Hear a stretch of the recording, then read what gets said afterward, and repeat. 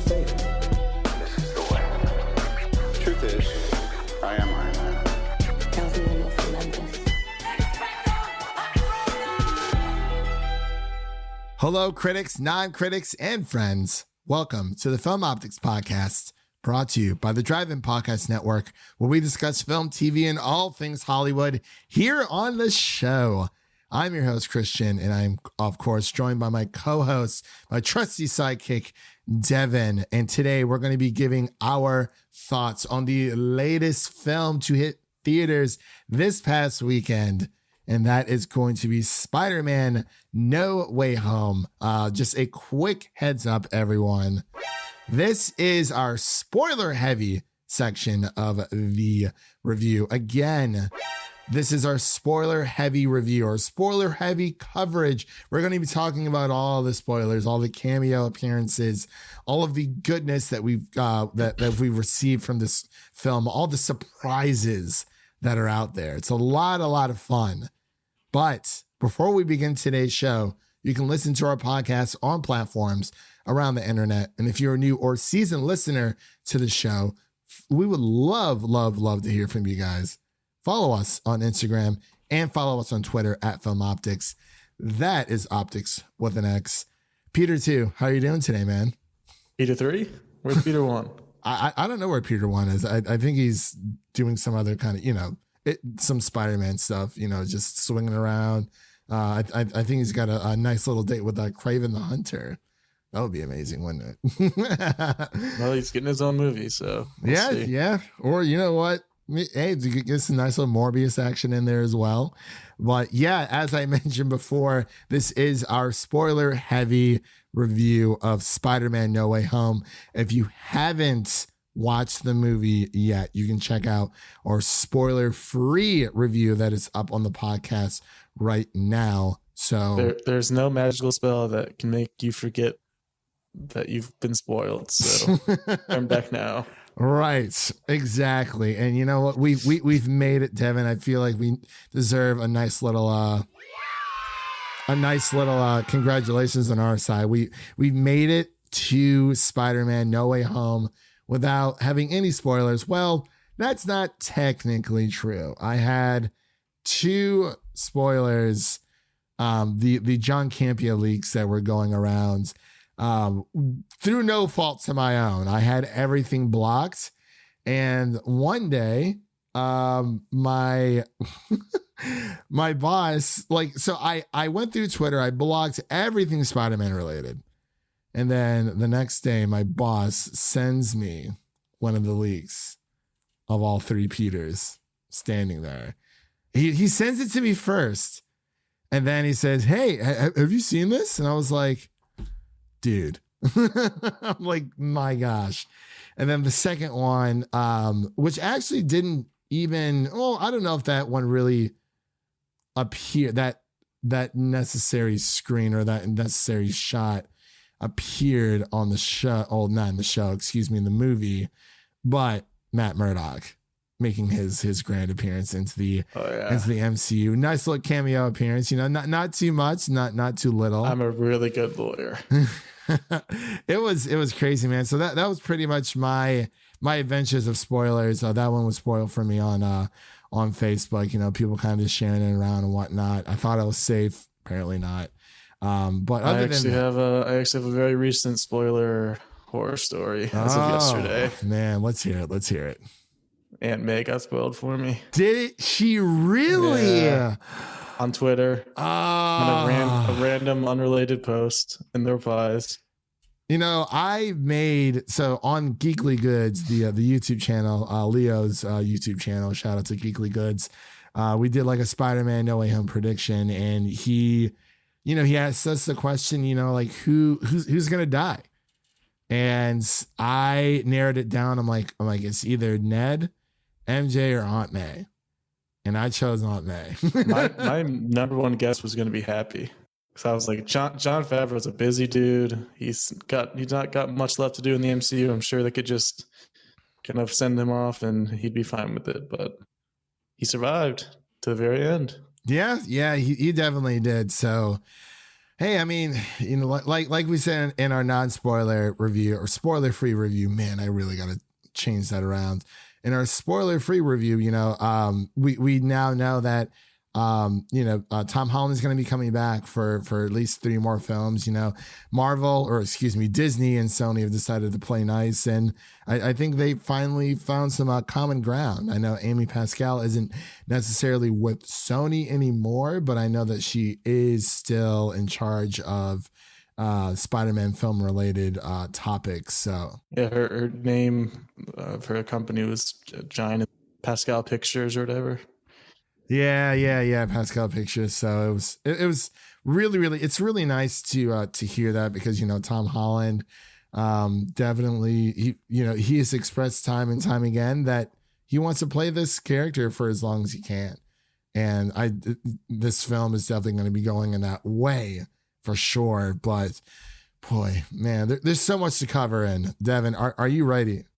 I don't even know where to even begin.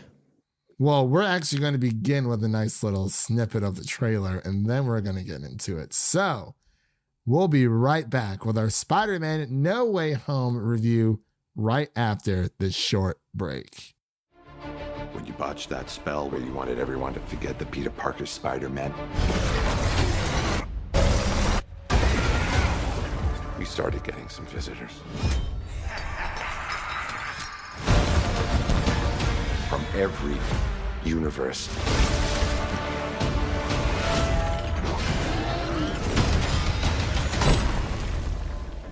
Hello, Peter.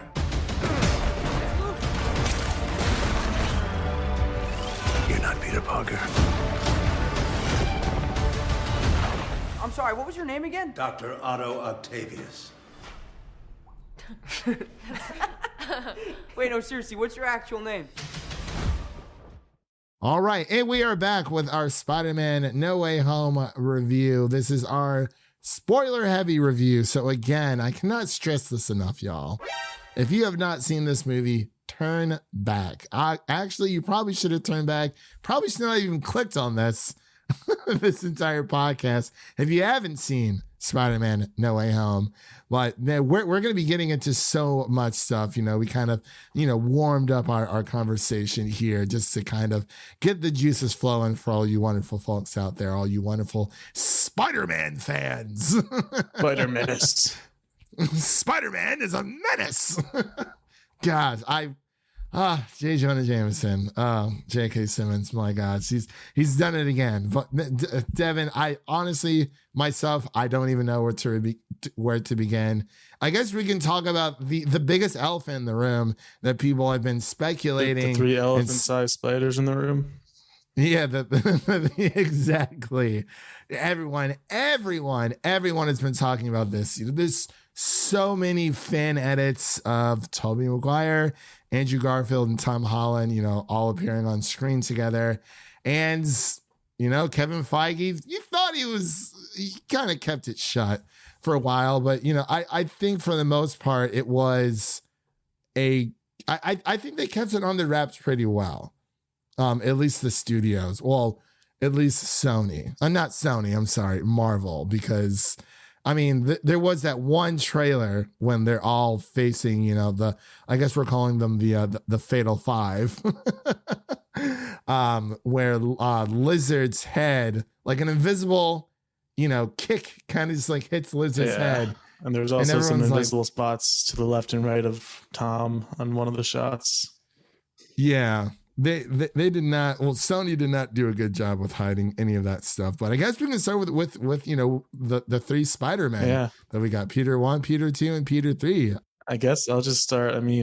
I was not expecting that amount of screen time at all. I think in past episodes, I was predicting that it was just going to be like a quick cameo from each of them, but they were in like the last third of the movie entirely.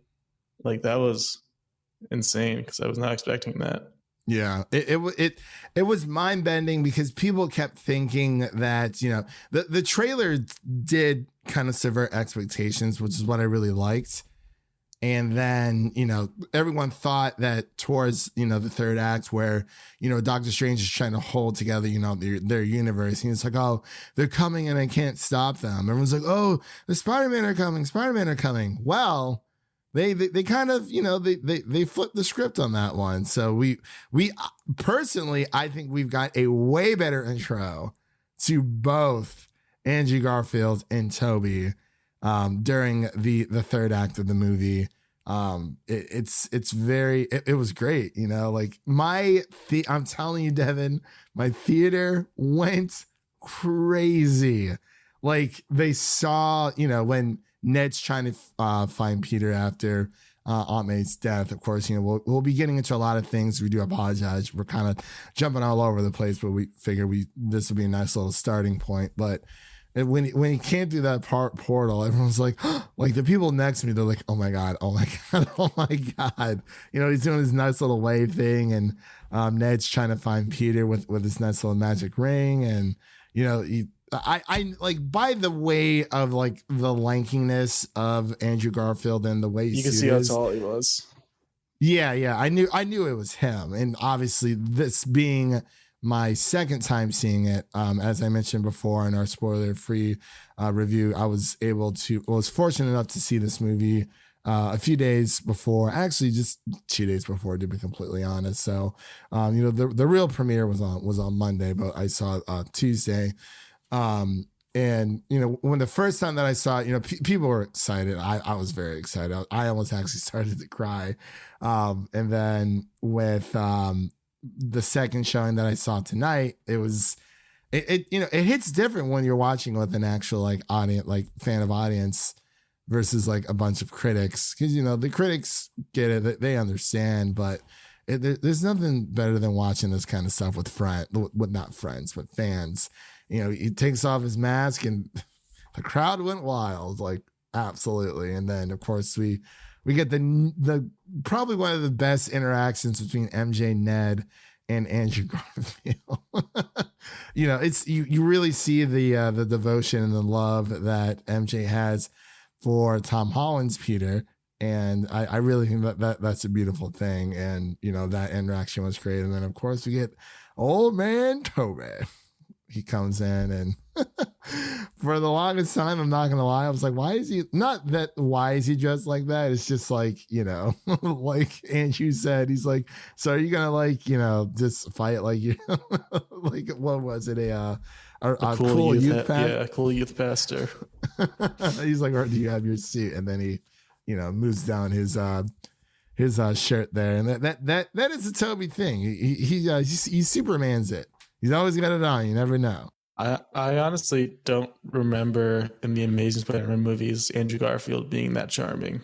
It could just be like his acting has evolved in general over the years, and he's just become like a super charming and good actor. But I just don't remember him like popping off the screen like that before. Yeah, and I think a lot of, and like I'm not sure which one they shot first between Tick Tick Boom and No Way Home, but it really just, it just elevates. Like I've always liked Garfield as an actor.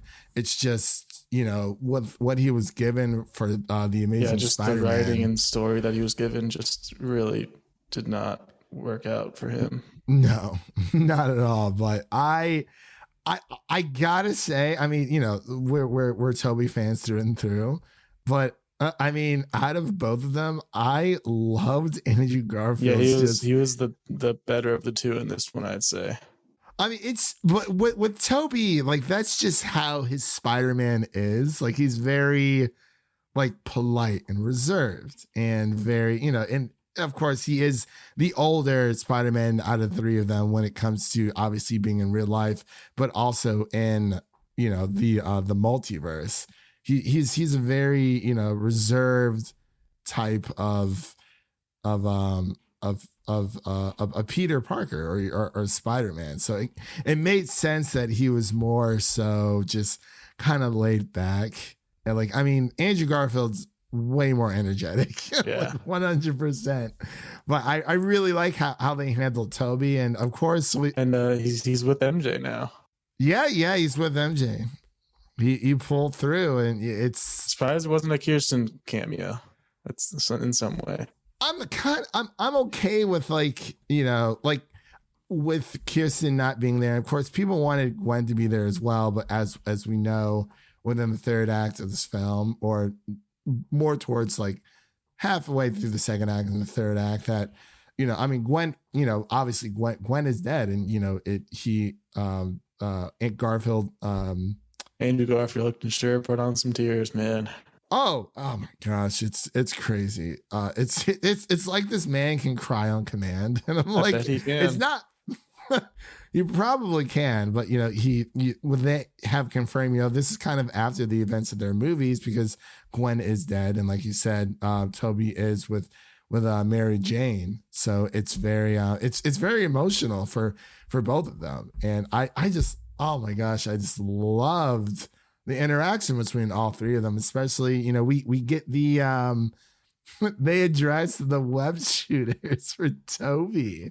Yeah, and the answer is just kind of like, there is no answer. Same thing with Electro. Yeah, because they're like, how did you get a makeover? And they just didn't answer it. It's like, it just happened. Yeah, because it's I think it's okay to retcon a few things. Yeah, they recognize their mistakes. I mean, they did not fix Lizard at all. He still did nothing, but they definitely made Electro a little better. They did fix one thing with Lizard, his teeth, because in the Amazing Spider-Man, he had more human-esque teeth, and then in this one they were more like sharp. I just erased him from my memory, so it's like, I don't know. I just don't. He just didn't really do anything in this one either. He was just an animal. Yeah, I mean, right. I mean, we can't, you know, I mean, he had like a fair share of like dialogue between a lot of the characters, but he really didn't. Yeah, though. He had like a couple lines. They didn't even know he talked until like halfway through. That was pretty funny. Yeah, I just, you know, the Lizard, just even from like you said, the Amazing Spider-Man. It's just a strange choice for your main bad guy in a movie. I don't know how they ever came to that conclusion. I mean, because it's kind of like, well, you can't put Green Goblin from Amazing Spider-Man 2 in, because why would you put him in over Willem Dafoe? I'm just saying back then it was a strange. Oh, back then. Okay. I see what you're saying. Like, why was that ever the main big bad for a Spider-Man movie? Like, there's just so many choices. Yeah, I mean, I've always liked the Lizard. I mean, he is a very like prominent villain, but it's because I think people are okay with it because we haven't seen the Lizard in like ever. Like the last time I remember seeing the Lizard, I mean, Kurt Connors was in Toby's movies, but he wasn't the Lizard then. But the last time I actually saw the Lizard, lizard, whatever. But the last time that I saw him in action was honestly like the 90s Spider-Man There might be a reason for that. Maybe. I really don't know. I mean, it's Connors is always like, I feel like there's always been more of a connection between Peter and Doc Ock versus Connors. Like it's kind of like a ABC type situation. You know, we got three scientists here between Willem, Green Goblin, Harry Osborn, and Doc Ock. Yeah, I guess we can dive into the villains now, but I love the Doc Ock redemption, because at the end of the day, it really is. It really isn't his fault, like to a certain degree. I mean, he's under control his mind's being controlled by his arms. Yeah, because his chip died out. So it's like, there's a good guy in there, especially in the first Spider-Man game. They really, really delved deep into that as well. Their relationship, Peter and Otto. But it's just great to see him be redeemed. Oh, Spider-Man PS4. Yeah. I really do like how, I mean, and I like how he didn't have a heel turn like Goblin did. For Goblin, it makes sense because that evil is deep in there. That darkness is deep down inside and won't go away that easy. No, it's something that was like more so genetically altered to him versus Doc Ock, which, like you said, it's, the purpose of the arms were, for the sake of humanity, and then things kind of go sideways, and the arms kind of take over, like his brain and his just pretty much everything. That's why he's so irritated all the time. But yeah, I mean, it's very the villains here, I think, like I said in our spoiler free review, I really think that they juggled everything just really perfectly. And it now that we can kind of talk more about it, like Willem Dafoe definitely is. I guess you could say he's more so of the main bad, like the head of the bad guy. Yeah, he's definitely the main villain. Willem Dafoe is just so good. When he's getting punched and he just starts laughing, oh my god, chills. He's just so good. And it's very rare for Spider-Man to punch. Yeah, and there was a lot of that in this one because just the pure rage. I didn't think they had the balls to kill off Aunt May for a second. I was like, well, maybe she's not going to die. But maybe it's just like, it's more of a big wound, like, oh, is she going to pull through? Is she not? But I really loved her performance. What did you think of her classic line delivery? For with great power comes great responsibility. Because I've already been seeing some complaints about it. So I loved it because it's, I guess the only issue that you could bring up is that, they do bring up Uncle Ben in this movie, but not Tom Holland. But the more I thought about it, because I was like, well, is it really even necessary? Because like these are 3 different universes, and maybe not every single Peter part or like Spider-Man's origin is the same. Much they like needed Toby, to differentiate for this one because we did not need a third Uncle Ben killing. So they went with Aunt May instead, and I think it works. Exactly. She's both essentially. She has always been Peter's rock, and the way how she delivered that, with her character, it was kind of like the adrenaline that was going through her, and then it kind of just started seeping out. And I love how she was more so focused on Peter and what they accomplished instead of trying to like panic and freak out and try to get help for herself. Yeah. She just cared so much about Peter in that moment. That's all she was worried about. And because that is what Spider-Man is supposed to. He is supposed to do the right thing no matter what. And that's where his compassion for the villains came through, learning, hey, they at least most of them die while fighting Spider-Man, because Kirk Connors doesn't. If you watch The Amazing Spider-Man, there's like a post-credit scene, and that's why he asks, like, oh, he's like, did I die? Yeah. So with Kirk Connors, he kind of like sneaks that in there. I'm not sure if you noticed this during the very beginning before everything kind of like hits the fan, which I love that scene where everyone knows who Peter is. I mean, everyone knows who Spider-Man is, but during it was kind of like a wave of like different type of graphics when J. Jonah Jameson is talking about, how he's a menace and whatnot. There's one where it says Iron Man Jr. I didn't see that. Yeah, if you go see it again, definitely keep a lookout for it. It's like during like a pan shot kind of thing where they're kind of like throwing like different random graphics of like, oh, like Spider Menace, blah blah blah blah. But one of them says Iron Man Jr. ? And there's like it's like a baby Spider-Man crying, and I like how they put that in there because so many fans out there I just complained about how he's Iron Man Jr. He's not his own person. Just nonsense. It honestly, it's been nonsense since the beginning because, I mean, yeah, Iron Man shows up in Homecoming, but I mean, he doesn't help Peter take down Vulture. Peter defeats Vulture without his Stark suit. And that's what I loved about it. And then it got even better in Far From Home. When he built his own suit. Yeah, he builds his own suit. And it's like, yeah, of course he's going to use Stark's. Yeah, it's like these people forget that he's as broke as can be. How do you expect him to gather these materials to build stuff? Of course he's going to use Stark tech.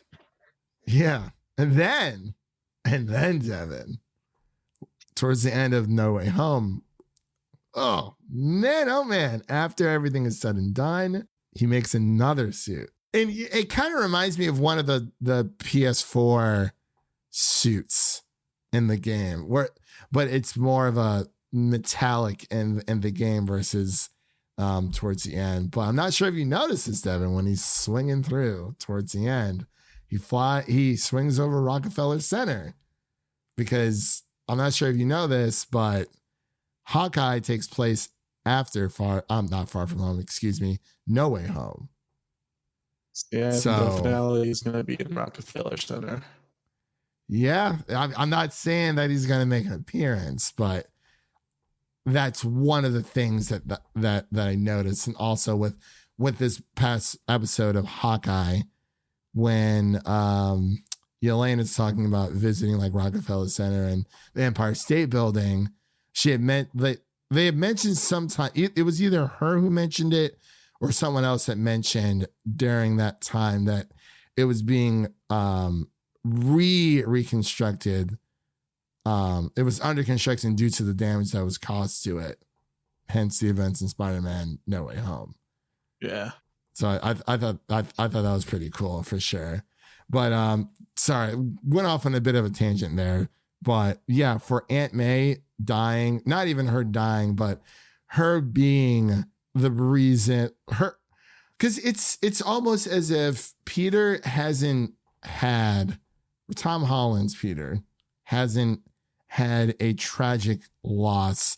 You can count Iron Man, but this is, I mean, Iron Man's there, and like, you know, obviously we see that he misses him in Far From Home, but like Aunt May is far more personable than Iron Man. Like, I mean, yeah, Iron Man was always there for him, made him an Avenger, but I like how she gave the line delivery. Everyone in my theater seemed to like it. It made sense, you know. She's saying, you know, like they're at feast, and it, no matter what, like you're supposed to help people. And then Spider-Man, you know, with Peter, he kind of pushes it off, and he's like, hey, you know, he's like, I can't send these villains back to my universe or to their own universe, because he's like, it's not his job to help them. And she kind of just like cuts him off, puts her foot down, is like, you know, like, no, you have a gift, and you are supposed to help people with that gift. You're not supposed to essentially look out for yourself and your own best interest. Obviously, you know, he's trying to get Ned and MJ back into MIT, which is a very funny scene. And I like how, as smart as Peter is, there are times where things kind of fly over your head. But man, it was great. I love, you know, Doctor Strange in this movie, and you know, he's I feel like he's in this movie just enough. But I know I've been talking here for a bit, but yeah, I guess we haven't talked about Doctor Strange yet. Definitely an interesting iteration of his character. Very like sentimental version of Doctor Strange, like very emotionally involved, more so than we're used to, because you can see he actually cares about Peter because of what they went through in Endgame. And you can see it.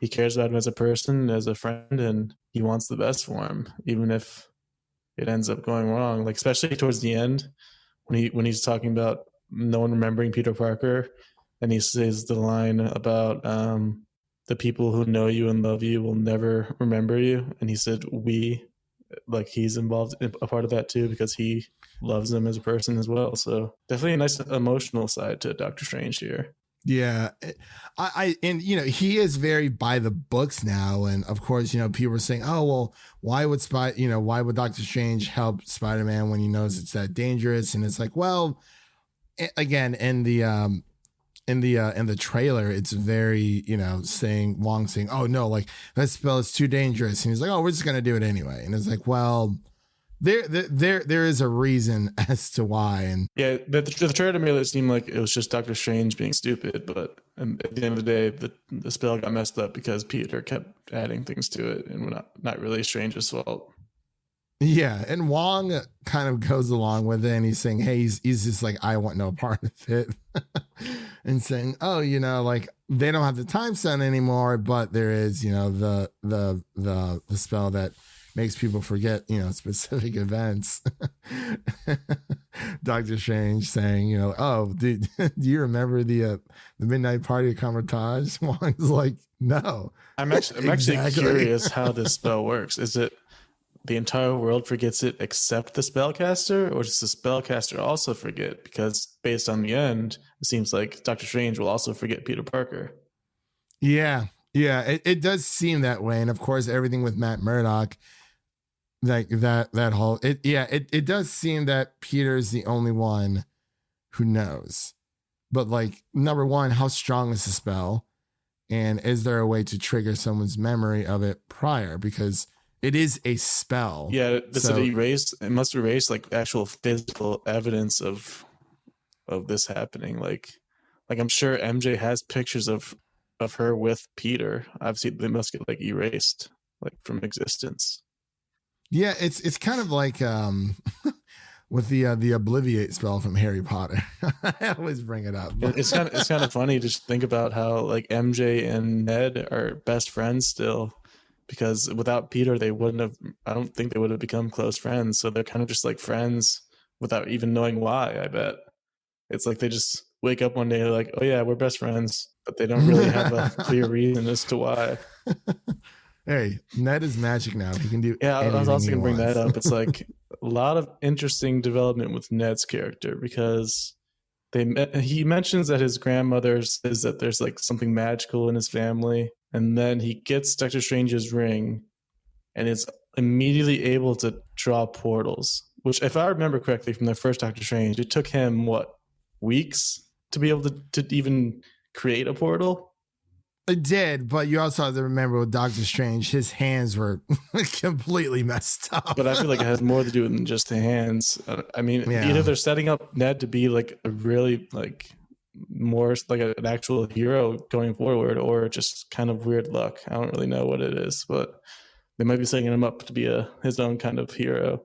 I don't really know his background in the comics, but I believe he does. I think I've heard he I was gonna say he becomes a hobgoblin at some point, which is very interesting because this movie kind of does the reverse of that. Mm-hmm. Because Ned asks Toby what his best friend was like, and he's like, oh yeah, he got mad at me and tried to kill me, so I killed him.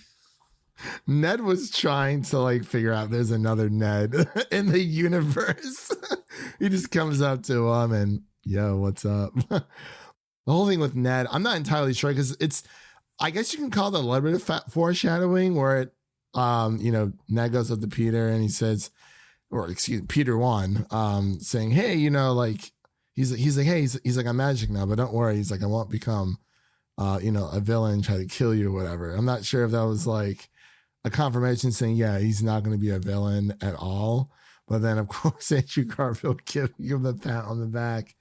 That was a great time. But the entire film was just riddled with great conversation and just Peter trying to fix. Like, it's just, it's one thing leading after another. And I was going to mention this earlier, but I love how this remained a Tom Holland Spider-Man story. It's not like the other Spider-Man came in and saved the day, like at the end, and just like completely took over. Like, it's a Tom Holland story through and through. They're there to help for sure. Yeah, they're side parts of the story, but it's his story. Yeah, it really is. And Tom Holland does not get lost in the shuffle, nor do any of his side characters with the Zendaya and Ned. Like they all had a big part to play. They all had a reasonable amount of screen time. This film is 2 hours and 30 minutes, so it was amazing. It was amazing, Devin. You're amazing. You're amazing. Say it. You're amazing. Wink, wink, wink. I really, really love how, like, the entire time, Garfield's on screen, even after he's like, hey, he's like, I love you guys. And they're like, thanks, kind of thing. Like, yeah, we love you too, man. But it's like, he was kind of like, he was the best part, but he was also the butt of the joke. Yeah. Because his films that did not do that well, And that's why I feel like they were like, it was more of like a reassurance thing. It's like the self-help thing you gotta, figure out. And then of course the phenomenal, when we get to the third act where, all the villains are coming together, these Spider-Men are reunited with their villains, and, it's like, hey Max, what's going on? And then of course, probably one of the best interactions when Electro is tapped out of his power, when they're trying to figure out I was also bring that up. He was like, kid from Queens, helping out the poor. He was like, I thought you were black. He was like, oh man, I'm sorry. Man, I died. But then the part that got me really excited was when Electro mentions there's got to be a black Spider-Man out there somewhere. I was like, yes, give it to me. Give it to me now. Let me tell you, dude, everyone, so during that time when he was saying, he's like, oh man, there's got to be a black Spider-Man out there. Everyone was cheering their butts off in my theater. See, that's the weird thing. I was like one of the only ones in my theater that I audibly was like, yes, and I didn't really hear anything else. I don't know if they didn't catch it or they weren't like caught up on Miles. My entire theater was full of nerds. Like even every single trailer we got the Sonic 2 trailer. I saw it for the first time here. People, I'm telling, when I say people were cheering as if it was like a grand reveal, people went nuts when they saw Tails, and people went nuts when they saw Knuckles. They were actually clapping. I was honestly surprised at how cool Knuckles looks. Freaking Idris Elba. It's so crazy. And Idris Elba's voice works with that. I was like, I didn't know if it was going to work. I had no clue.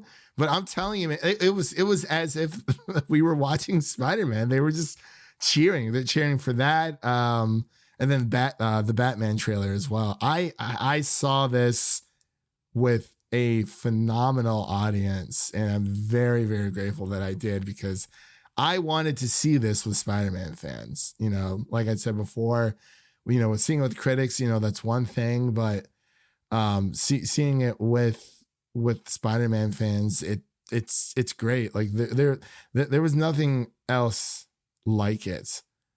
It's just all the emotional beats hit, especially towards the end where Peter pretty much has to tell both of his friends, hey, he's like, we have to fix what's going on. And the riffs that were happening, you saw some small little nuggets, they were kind of lights, outlines of specific Spider-Man characters. But I think I saw Rhino and Venom in there. I'm not gonna lie. Yeah, those glowing figures that were popping out. I definitely saw Rhino. I don't know who else who else there was, but I'm sure. I want to say I saw Venom. And speaking of Venom, we'll get into that here in a bit. But yeah, it was. I am so happy I saw. Everybody was dressed up, dude. Everyone was wearing something Spider-Man related, wearing a Spider-Man suit. There's people in the lobby, 3 guys dressed as Spider-Man, just taking pictures of everybody. It was great. A great time. Probably the best theater experience I've had this year.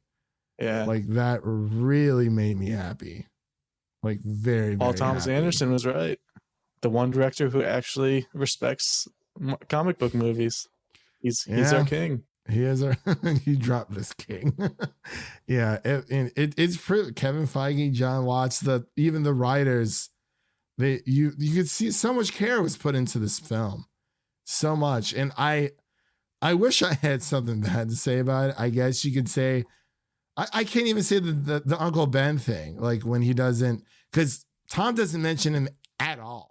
Doesn't, and there's Yeah.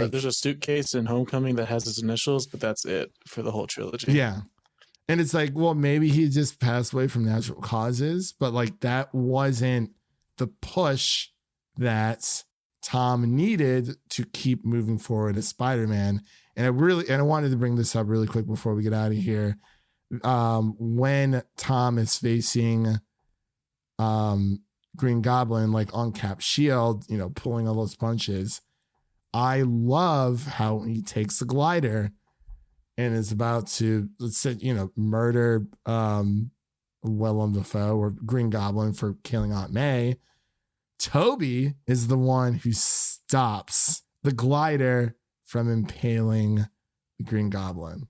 And that's what I loved about it. Yeah, it seemed like Green Goblin was a bit more powerful in this one. Oh, he was going off the rails, Like dude. like in the original one, it's like he just kind of offs himself on accident. It's just kind of like, oh, he's not very powerful then, is he? And then this one, it's like he's got some juice. Yeah, like the first one, he was way more campy in Spider-Man 1 for Sam Raimi's trilogy, but this one, it's like he never left. He just dials it up just a little bit. It's not like where Electro, where he actually gets a power source to make him more powerful. Right. Like they just kind of made him a more powerful character. It seemed like. I loved it. Like I'm telling you, man, when Green Goblin first appeared on that bridge, see that was nuts. Weird. The way they set that up, because everyone's getting excited, the bridge stuff's happening, but then it just cuts. And then it cuts. So I kind of liked it because it was more of like, yeah, like he's here, but it's like, we're going to save him for a little bit later. It was just weird how they did it. I feel like they just could have done like a better transition or something. Yeah. But man, oh man. And I also love how they're just like collecting these bad guys like Pokemon in a magical dungeon of the basement of a wizard. The Undercroft, Devin. The Undercroft. The Undercroft. Oh man, he could have actually been using Pokeballs. That would have been great. Honestly, that would have been hilarious. And probably wouldn't. Parker balls. Parker balls. Peter balls. Peter 1, Peter 2, Peter 3. But in really quick before we get out of here, not only did they mention, Toby's organic webs once, they did it twice. Yeah, because that was never answered in the original, and it was always weird, and it's still weird because there's no answer. But I like how they didn't just touch on it and move on. They went back to it, because why wouldn't it be normal? Like, of course, Andrew and they even say it in the movie. It's like, they Andrew Garfield pries on it. He's like, I don't mean to pry, but it's just weird. And Tom's like, we can't do that. Like, that's not just something you just like, oh, like he has this, whatever. Like, they couldn't let it go. And I love how Toby's like, I can't explain it. It's like breathing. It just works. Yeah. And I also love the back pain scene. Old man Toby's like, oh man, I've been swinging around too much and whatever. I'm like, oh, Toby. And then he like freaks out when like Tom Holland says that. He's like, I found an alien in space. He's you like, found an alien in space, and then RG's like, I'm pretty lame. I mean, which is true, because his villains were lame through and through. I loved it. I love Andrew Garfield so much. And when Toby was saying that, like, you're amazing. Like, people in my row, they're like, yes, you are, Andrew Garfield. Yes, you are. I thoroughly enjoyed my time with this. We've been talking about this here for a bit, but let's get on out of here. I don't want this to be super, super long, because we can go on for. Yeah, we got to touch on these credit scenes though. So Venom is back in the first one. Venom's still in Mexico. He's talking to Danny Rojas. Danny Rojas. He's in the MCU now, which is very interesting. I love it. Yeah, he's in our universe in the MCU. He's in there talking about Thanos and Hulk and Tony Stark, and he gets zapped away again. Don't know where to, but a piece of Venom gets left behind. I think he goes back to his own universe. Is Danny Rojas the next Venom? No, Danny Rojas. Spanish Venom? That sounds pretty cool. That's hola, señor.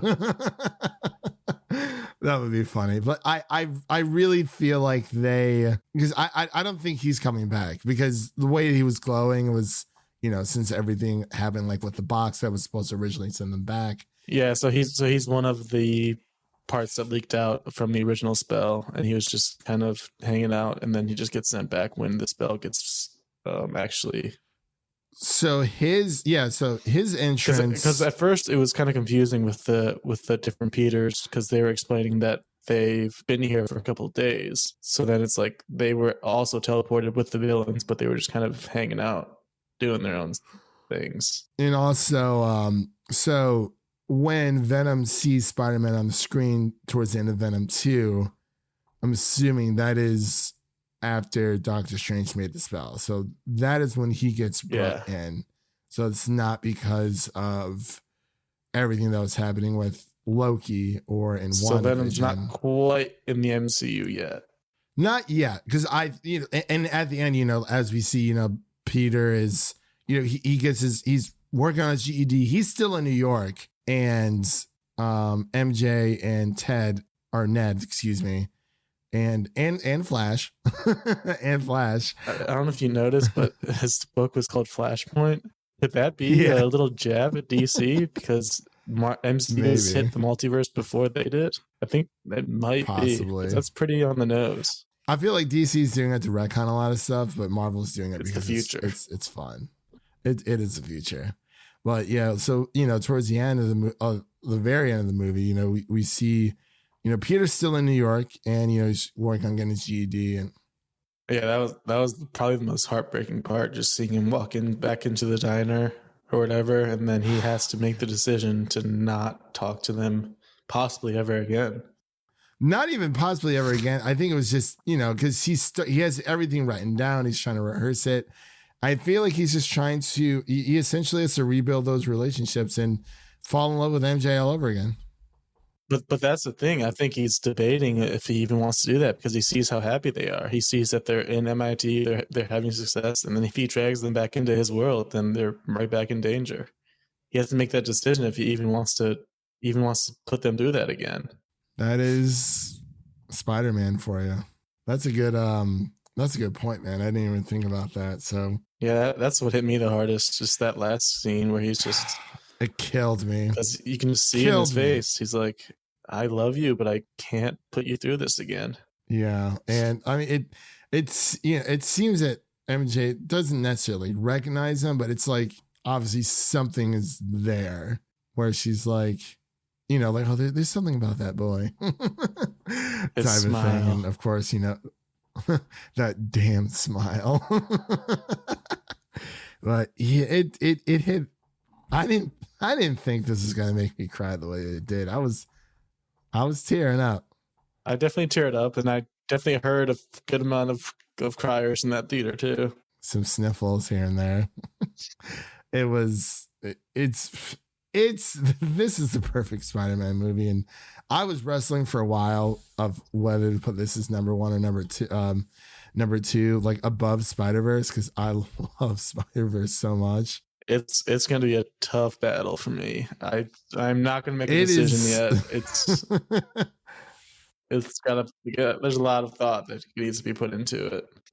Oh, absolutely, man. But man, oh man, we like I said before, we can go on and but on. Then the last, we get a full on Multiverse of Madness trailer, which is insane. Yes.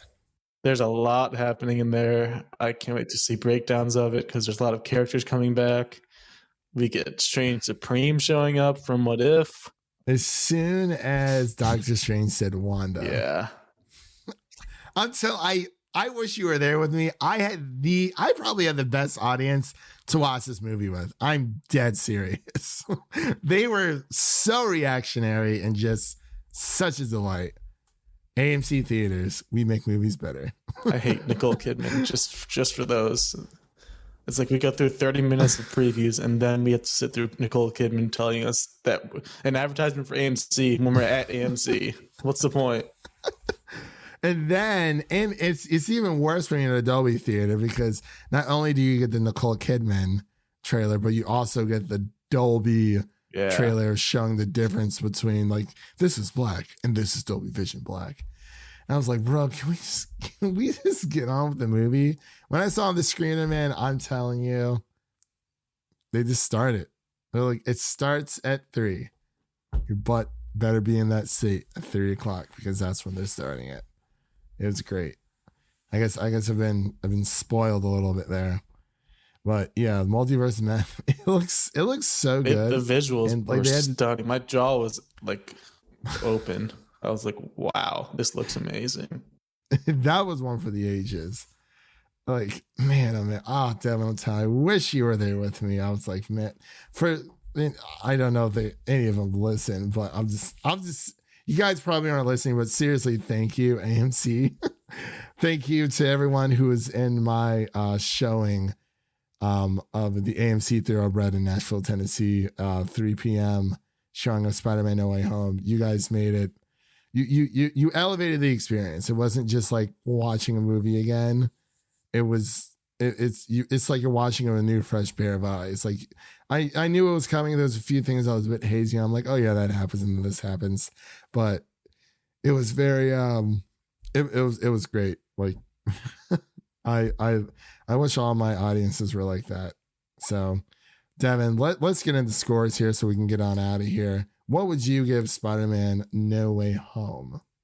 I think as of now, I'm sitting at a strong 95. I guess the only issues I could really come up with were, this is just being picky, but I want more Miles. I was kind of hoping that one of the post credits was going to be Aaron Davis showing up again, Donald Glover. I thought so. That's what too. I was thinking. I thought so it too. didn't happen because I want him and Miles like badly. But other than that, I think some of the action scenes were a bit visually cluttered because there's just so much going on, especially the last fight scene. There's just a lot to try to keep up with. But other than that, I mean, it's just the ultimate Spider-Man movie through and through. It's so, I don't know how they pulled it off to have a cap off to 3 different series in one movie. And also, really quick, I forgot to mention this. Angie saves MJ. Yeah, and he gets very emotional too. And she's confused. That was perfect. It's well earned. Yeah. I didn't think that was gonna work at all because I'm like, I kind of want Tom to save her, but it was great. It was just a nice little moment. Like the person next to me was like, please, please, please, please, please. And I knew exactly what he was talking about. And then of course, Andrew swings in and saves the day. Just wanted to throw that out there really quick. And he doesn't break her back this time. Well, it's more like a neck spine or neck snapping. Yeah. I was watching Nerd Soup. The Nerd Soup's going through all the Spider-Man movies, and they were talking about. This is terrible, but they were talking about Andrew Garfield, and like they were like, what if Andrew could save MJ? I'm like, oh no, not again. Not again. It's so bad. I'm sorry. I just thought that was so funny. They're like, yeah, what if what if Garfield failed a second time? I'm like, he's like, what, just take me now. I don't want to be here anymore. Oh man, I do apologize. It shouldn't be funny, but it is. Oh man, but for my score, I'm gonna have to. I mean, I gave it an A plus, minus the. I guess you could say him not mentioning Uncle Ben, whatever. We might get something in Spider-Man freshman year because that is going to be like an animated thing. But I'm I'm gonna give this 100, dude. I loved it. I loved it. Like regardless of whatever flaws someone may bring up or continuity errors, I loved it. This is a perfect Spider-Man film, and it is my favorite Marvel film in the MCU. I like I said before, the stake, they're permanent. The whole world doesn't know who he is anymore. So it's Peter is truly alone, and he has to find his own way. He makes his own suit. His terrible apartment. Yeah, and his bare bones, non-esque furnished apartment, and he just goes for it. Like he needed that push because he has been reckless in the past. He hasn't had someone's death on his hands before this, prior to this film. And like I'm saying, I said it before, I'll say it again. I liked it better than Endgame. I liked it better than Infinity War. This is everything. Celebration of like 19 years of everything Spider-Man, from, you know, the villains to the small little just like the little meme moments, even with Goblin when he says, you know, I'm a bit of a scientist myself. I was like, yes, he said it. You know, like I said, call it fan fiction, you know, call it, you know, pleasing the fans, whatever. It should be pleasing the fans, because this is culmination of everything Spider-Man, and you know, the train is not stopping here. We're getting Spider-Man 2 on PlayStation 5.